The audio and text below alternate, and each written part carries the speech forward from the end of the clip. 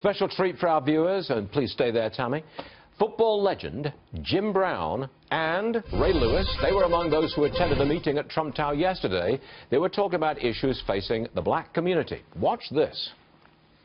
What we believe with the Trump administration is if we can combine these two powers of coming together, forget black or white. Black or white is irrelevant. The bottom line is job creation, economic development in these urban neighborhoods to change the whole scheme of what our kids see for our next future.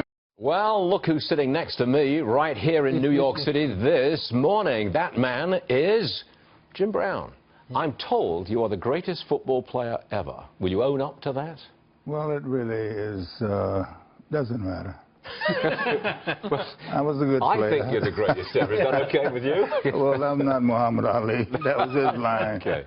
Now, we had reports coming out of that meeting that you were in yesterday with Mr. Trump, that it was a very positive meeting. It wasn't about blacks or white folks. It was about getting something done. You confirm that? That's what it was about? Well, yes, about poor people and black people in a sense, but people in general.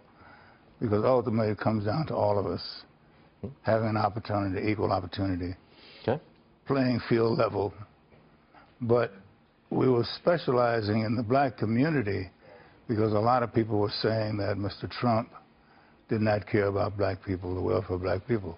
We found that to be untrue.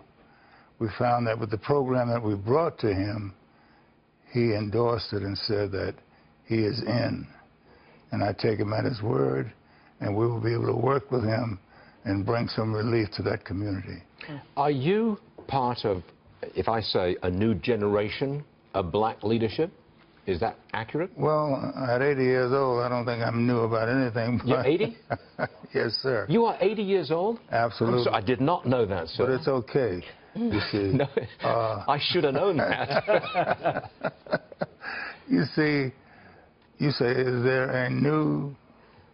Well, it's not a new generation. Well, let me be very honest with you. Let me be very honest with you and be very honest with your audience. As black Americans, we have to really re-examine who we really are, because we're the only culture over here that seems to work against each other. And that's one of my main beefs about being black, is that we do not take care of each other the way that we should. We have homicide in our community that we shouldn't have. We should have the most genuine, peaceful, aggressive neighborhoods of any group, but it's just the opposite.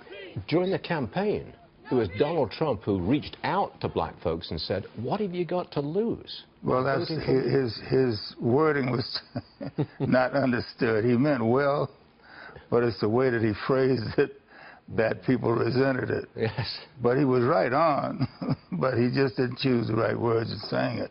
I think all of us would like to see an improvement in the African-American communities, because there's no reason for law enforcement to do the things that they've done. If we had a community that took care of itself, law enforcement would work for us. Okay, if our black fathers would take the responsibility of being black fathers, our children will truly benefit, our families will benefit.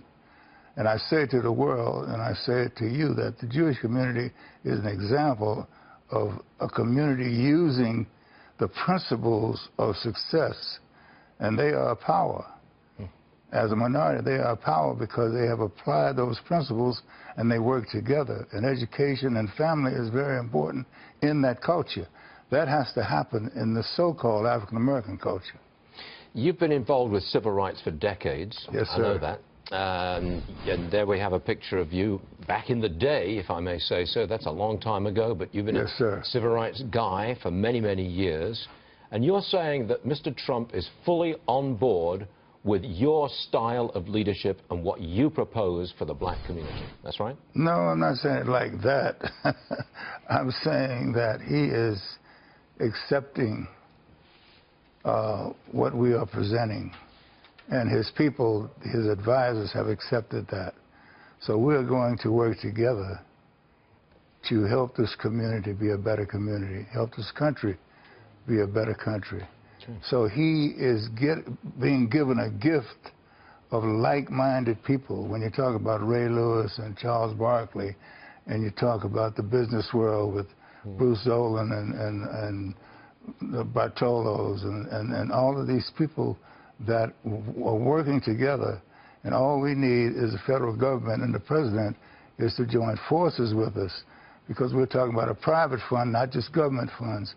We're talking about doing a lot of the work.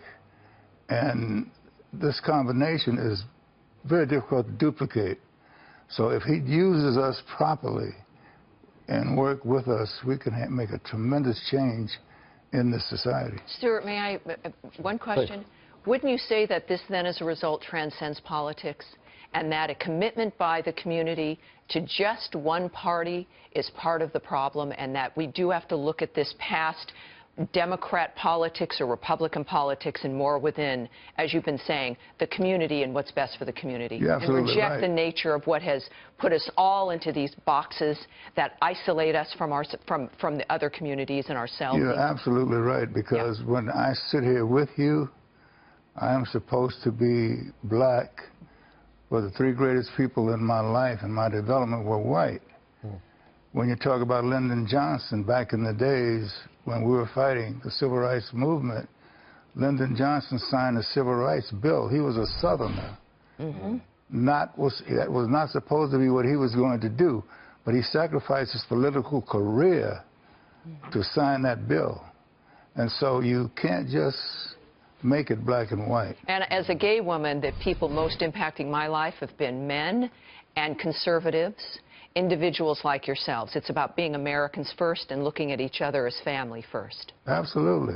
I like what you're saying. Jim Brown, you're all right. Well, thank you. Why don't you come again? If I'm invited, I will. You will be invited. You Jim Brown, all have a thank great you very day. much. We appreciate it. Thanks.